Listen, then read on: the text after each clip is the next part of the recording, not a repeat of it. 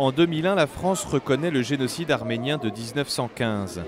De quoi contrarier alors la Turquie pour qui les 500 000 Arméniens tués ont simplement été victimes des aléas de la Première Guerre mondiale.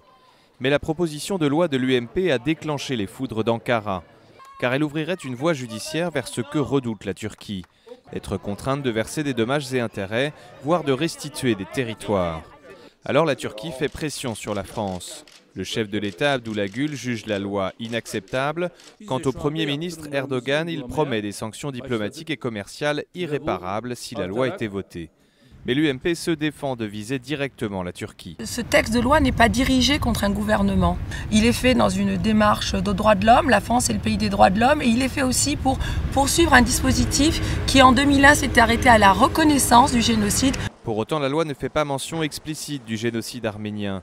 Car avec près de 12 milliards d'euros d'échanges en 2010, la 17e économie mondiale est un partenaire économique à ménager. De son côté, Ankara accuse les politiques français de vouloir séduire les 500 000 Arméniens de France à l'approche de la présidentielle.